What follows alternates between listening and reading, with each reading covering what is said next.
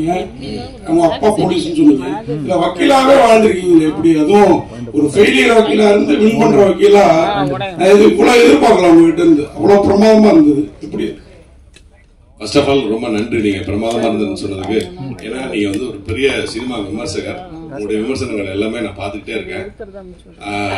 உங்க வாயிலிருந்து நல்ல ஒரு விமர்சனம் கிடைச்சது நான் ரொம்ப உங்களுக்கு தேங்க் பண்ணிக்கிறேன்.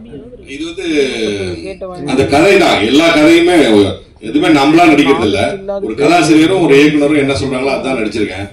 இந்த இயக்குனர் வந்து எனக்கு அண்ணா இப்படி வேணும் இப்படி வேணும் அப்படின்னு சொல்லிடுவாரு. காலகட்டத்தில் வந்தோடனே இன்னைக்கு என்ன எடுக்க போறோம்னு சொல்லி அன்னைக்கு ஒரு 4 சீன் இருக்குன்னா 4 சீனையும் வந்து ஃபர்ஸ்ட் உள்ள வந்து படிச்சு காமிச்சிருவாரு. படிச்சுட்டு என்ன வேணும் என்ன பண்ண போறோன்றத சொல்லிடுவாரு.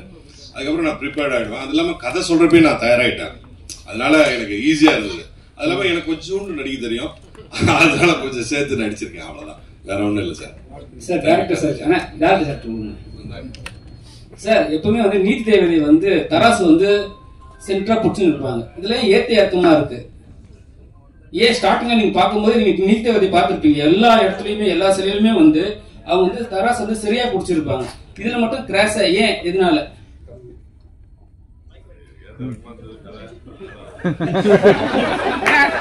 மைக்ல சொல்றாங்க, மைக் சொன்னீங்கன்னா நோட்டீஸ் அனுப்புறது.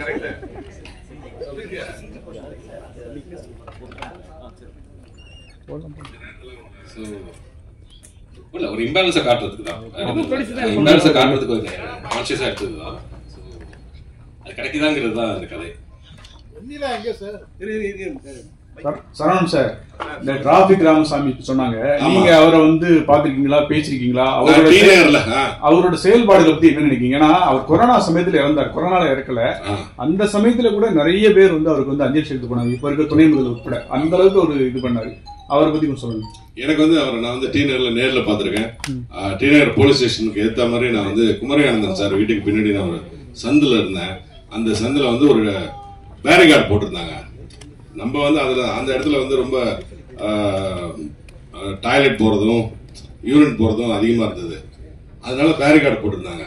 அப்போ வந்து ஒரு நாள் வந்து இந்த போலீஸ் ஸ்டேஷன் சந்தில வந்து நான் கார் எடுத்துட்டு வெளியே வரப்போ அவர் நின்று சத்தம் போட்டு இருந்தாரு.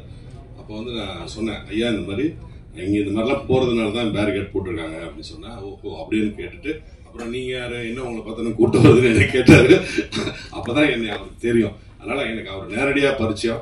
அவருடைய எல்லா நடவடிக்கையும் நான் பார்த்திருக்கேன். அவர் வந்து இத்தனை வயசுல இப்படி போராடுறேன்னு நான் அவரை வந்து அதிசயமா பார்த்திருக்கேன். அதனால எனக்கு அவர் நெருங்கிய பார்த்திருக்கேன். அதனால எனக்கு வந்து அவரை பத்தி அத்தனை விஷயங்களும் தெரியும். சரவணன் சார், ஆமா, ரொம்ப நாளுக்கு அப்புறம் கதையும் நாயகம் நடிக்கிறீங்க, நடிச்சிருக்கீங்க. அதுல வேற அப்பா வந்து உங்க அப்பா போலீஸ், ஆனா போலீஸ் ஆப்போசிட்டாவே ஒரு விஷயம் பண்றீங்க. படம் ஸ்கிரிப்ட் சொல்லும் போது உங்களுக்கு என்ன தோணுச்சு? எனக்கு வந்து ஸ்கிரிப்ட் தோணுனா நடிக்கிறதுக்கான ஆப்பர்ச்சுனிட்டிஸ் நிறைய இருக்கு அப்படிங்கிறது மட்டும் எனக்கு தோணுச்சு. அதனாலதான் நான் இந்த கதையை ஒத்துக்கிட்டேன். அதனாலதான் நான் இந்த கதையில நடிச்சேன். அதுவும் கரெக்டா நடந்திருக்கு. அதனால வேற ஒன்றும் காரணங்கள்லாம் இல்லைங்க sir. Thank you thank you sir. My question to the director. இப்போ ரீசெண்டா அமேசான் பிரைம் வீடியோல கிரிமினல் ஜஸ்டிஸ்னு ஒரு இதே மாதிரி ஒரு court room drama Pankaj Tripathi அந்த ரோல்ல பண்ணியிருந்தாரு. அதாவது வெளியில உட்காந்து not very active the court room. So Saravanan சாரோட கேரக்டர் வந்து அதோட ஷேட்ஸ் கொஞ்சம் தென்பட்டது. அதை நீங்க பாத்துக்கீங்களா? அது ஒரு இன்ஸ்பிரேஷனா எடுத்துட்டீங்களா? இல்ல, அது நான் பார்க்கல. அது இன்ஸ்பிரேஷன் இல்ல. ஒரு அண்டர்டாக் ஸ்டோரிக்கு வந்து நாங்க கோர்ட் இன்னொரு ஸ்கிரிப்ட் எழுதுறப்ப ரிசர்ச்ல கிடைச்ச ஒரு லைன்ல தான் ஒரு அண்டர்டாக் ஸ்டோரி. நோட்டரி பப்ளிக் வந்து எப்படி தான் லைஃப்ல ஃபர்ஸ்ட் கேஸ் ஜெயிக்கிறாரு, என்ன ரீசன் காண்டி ஜெயிக்கிறாருன்னு ஜென்யூனா அப்ரோச் பண்ணிருக்கோம். வேற எதுவும். Congratulations to the team. I think this is your finger right here. First courtroom drama in Tamil, இல்லைங்களா? As a web series. Yes. இது வந்து the idea வந்து seems to have a lot of potential. This might just be the first episode. One விஷயம் I wanted to ask is that 20 minutes or so தான் ஒரு episode, I think. Was it a conscious decision because attention spans are coming down? No, conscious decision வந்து channel சொன்னது. அது அவங்களோட இதுல வந்து 20 minutes வச்சுக்கலாம் அப்படிங்கிறது. And the other thing is that இது வந்து will there be more parts to it because this idea seems to have potential. Can we expect sequels to this series? எதிர்பார்க்கலாம். அது ரெஸ்பான்ஸை பொறுத்து ஆட்டோமேட்டிக்கா அதுவே நடக்கும்னு நினைக்கிறேன். ரெஸ்பான்ஸை பொறுத்து தான். டைரக்ட் சார், இது வந்து உண்மை கதையா? ஏன்னா ஏன் விலைமாத பெண்ணா கதாநாயகி கூடாது, அதாவது வெண்ணிலா கொண்டு வந்தீங்க? இது உண்மை கதை கிடையாது, இது கற்பனை கதை தான். விலைமகளை வந்து வெண்ணிலா கதாபாத்திரத்தை கொண்டு வந்தது வந்து நீதி எந்த அளவுக்கு கிடைக்கணுங்கிறதுக்கு எந்த டெப்த்துக்கு போகலாங்கிறத யோசிச்சப்ப யாருக்கா இருந்தாலும் நீதி கிடைக்கணும் அப்படிங்கிறதுக்காண்டி எழுதப்பட்ட ஒரு கதாபாத்திரம் தான் சார். எல்லாருக்கும் டீமுக்கே வாழ்த்துக்கள். எங்க சார் சார் டீம்ல நடிச்சவங்க எல்லாருமே வாழ்த்துக்கள், இயக்குனருக்கும் வாழ்த்துக்கள். குறிப்பா சொல்லலாம் சரவணன் சார் வந்து அந்த கிளைமேக்ஸ்ல வந்து அந்த சீன் இருக்குங்க, அது உண்மையிலேயே யதார்த்தமாகவும் இருந்துச்சு, அவ்வளவு நல்ல ஒரு ஹார்ட் டச்சிங்கா இருந்துச்சு அந்த சீன். அதே மாதிரி அந்த கதாநாயகியும் நடிச்சிருந்தாங்க. அப்புறம் அந்த லாஸ்ட்ல இருக்கிற அந்த ஃபாதர் கேரக்டர் அவரை எல்லாமே நல்லா தான் பண்ணுவீங்க. அதுல சின்ன சின்ன ஒரு விஷயம் கேட்கணும். அந்த ஜட்ஜஸ் 2 பேர் வராங்க சார். அது ஒருத்தர் கண்ணாடி கூட கொஞ்சம் ஃபேர் இருந்தாரு, அவர் ரியலாவே ஜட்ஜி இல்ல அட்வொகேட்டா. ஏன்னா அவரோட பெர்ஃபார்மன்ஸ் வந்து எங்கேயுமே பிசிறு தட்டாம இருந்துச்சு. அவர் ஆர்டிஸ்ட் தான். எல்லாருமே ஆர்டிஸ்ட் தான். ஓகே, நெக்ஸ்ட் ஒரு இது சார். இப்போ வந்து என்னன்னா, இப்போ வண்டி 2 வீலர்ல போனா ஹெல்மெட் போடணும் அப்படின்ற ஒரு கட்டாயம் இருக்குது. அது வந்து ஸ்டாட்யூட்டரி வார்னிங் படத்துல தான் போடணும் அப்படின்னு இருக்கு. But though it is not necessity for web series அந்த மாதிரினா நீங்க போடலாம் அந்த மாதிரி. ஏன்னா அது ஒரு அவேர்னஸ் கிரியேட் பண்றது நல்லா இருக்கும். இல்லைன்னா வந்து கிராண்டட் ஃபார் இதுன்ற மாதிரி எடுத்துப்பாங்க எல்லாருமே. கண்டிப்பா கண்டிப்பா காலங்கள்ல அந்த மாதிரி பண்ணீங்கன்னா சார். அதாவது வக்கீல வந்து விபச்சார வீடுல கைது பண்ற மாதிரி பண்ணிருக்கீங்க, இது சரியா? ஏன்னா இப்ப எல்லாம் கைது பண்ற மாதிரிலாம் இல்ல விபச்சாரத்தை பண்ற இடத்துல. ரெண்டாவது இன்னொன்னு வந்து அந்த போலீஸ் ஸ்டேஷன் உள்ளேக்கு உட்பட்ட இடமா அது? ஆமா, அது போலீஸ் ஸ்டேஷன் உட்பட்ட இடம் தான். அரெஸ்ட் பண்றது லாஜிக்கா தப்பா இருக்காது அது. ஏன்னா போலீஸ் அடிச்சா ரைடு விடலாம், அது இல்லீகலான ஒரு விஷயம் தானே. ஸோ அது எங்களுக்கு தப்பா பண்ணல. ஓகேவா? குப்புசாமி சார், உங்களுக்கு குப்புசாமி தான் எல்லாரும் கூப்பிட்டு போறாங்க.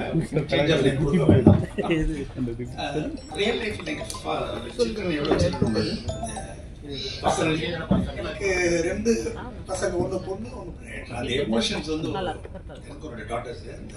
பொண்ணு நீங்க அந்த ஒரு சீன் ரொம்ப பியூட்டிஃபுல்லா டோட்டலாவே யூ அவுட் ஸ்கோர் சொல்ல மாட்டேன், you scored in every frame. நீங்க தான் வந்து எபிசோட soul and life of the இது. நீங்க இல்லனா இல்ல எபிசோட இல்ல. ரொம்ப நன்றிங்க சார். அந்த ரொம்ப டச்சிங்கா இருந்த சீன் வந்து நீங்க வந்து அப்பான்னு சொல்ல வருவீங்க, அண்ட் ரொம்ப பியூட்டிஃபுல்லா அவங்க ரியாக்ட் பண்ணுவாங்க. 1000 ரூபாய் 1000 வாங்க நினைக்கிறேன். I got the amount right, but not the emotions wrong. ரொம்ப நல்லா பண்ணீங்க. Hats off to you. And no question. As a junior to a senior artist like Saravanan sir, நிறைய நீங்க அண்டர் பிளே பண்ண விட்டுறது கேரக்டர்லயும் சரி எமோஷன்ஸ்லயும் சரி. பட் 2-3 சீன்ஸ் ஆனா ரொம்ப நல்லா பண்ணீங்க. நீங்க அவுட் ஸ்கோர்னு சொல்ல மாட்டேன், டாமினேட்டும் பண்ணல, கேரக்டர் அவசியமும் இல்ல. பட் ரொம்ப வந்து ஆக்டா இப்படிதான் பண்ணணும். And you are again the life of this. Thank you sir. Thank you so much. Different experience to Sorry sir. Saravanan சரோட நடிச்சது how was that experience? நான் சொன்ன மாதிரி தான் சீனியர் ஆர்டிஸ்டா ஒரு he didn't give off that energy at all. என்ன off camera and on camera ரொம்ப கம்ஃபர்டபுளா வச்சுக்கிட்டாரு. எப்போ எனக்கு ஒரு செகண்ட் தாட் எப்பவுமே வரல நடிக்கும் போதோ இல்ல ஆஃப் கேமரா ஒரு பயம் ஒரு நர்வஸ்னஸோ கொடுக்கவே இல்லை. And I think the credit goes to him. So yeah. ஓகேவா? நான் இந்த பொண்ணை வந்து நான் வந்து அதை பத்தி பேசல, நடிப்பு பத்தி பேசல. இவங்க வந்து பூஜையில இருந்து ஒரு 2 நாள் பார்த்துட்டு தான் நடிச்சிருந்தாங்க. கொஞ்சம் ஒரு நர்வஸா இருந்த மாதிரி இருந்தாங்க. கூப்பிட்டு யாரு என்ன பேரு எல்லாம் கேட்டுட்டு இருக்கும்போது அவங்க அப்பா யாருன்னு சொன்னாங்க. அப்பா வந்து பானு பிரகாஷ்னு சொல்லி நம்ம தலைவாசல் படத்துல நடிச்சிருப்பாரு. தலைவாசல்ல நானும் நடிச்சிருக்கேன், செல்வாவும் நானும் நடிச்சிருக்கேன். அப்பத்துல இருந்து அவங்க அப்பா எனக்கு தெரியும். அவரோட பொண்ணாங்க அப்படி சொல்லிட்டு நான் அவங்கள்ட்ட பேச ஆரம்பிச்ச பிறகு அதுக்கப்புறம் நாங்க 2 பேரும் கொஞ்ச நேரம் இன்டராக்ட் பண்ணிட்டு இருந்தோம். அப்போ வந்து அதுக்கப்புறம் 3rd டேல இருந்து அவங்க வந்து அழகா ரொம்ப அழகா இந்த பாந்தமா அவர் சொன்ன மாதிரி அந்த கதைக்கு என்ன நியாயமோ அதை செஞ்சிருக்காங்க. நீங்க இன்னும் நிறைய படங்கள் நடிக்கணுமா? வாழ்த்துக்கள். சொல்லுங்க ஆமா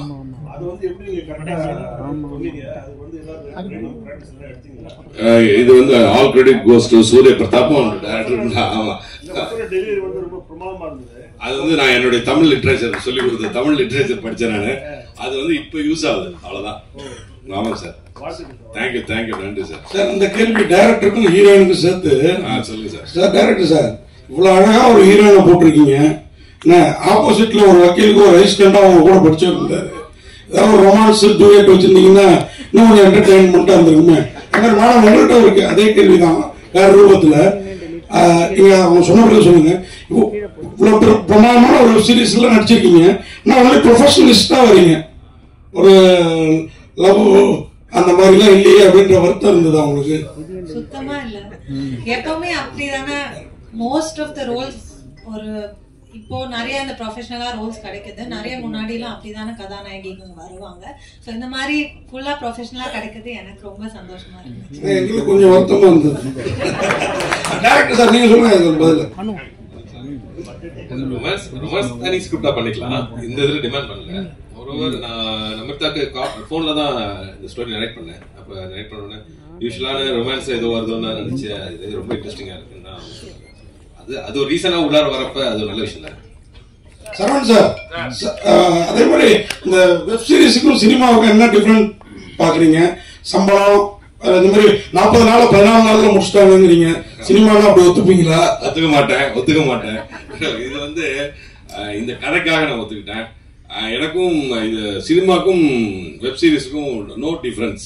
இது வந்து இவர் வந்து இவங்க டீம் வந்து சினிமா மாதிரியே எடுத்தாங்க, இது வெப் சீரிஸ் மாதிரி அவங்க எடுக்கவே இல்லை. அது நான் வந்து ஹானஸ்டா சொல்றேன், எந்த கோர்ட்ல வேணா சத்தியம் பண்ணுவேன். அதனால இது வந்து வெப் சீரிஸ் மாதிரி ஷூட்டிங் அப்ப இல்ல சார்.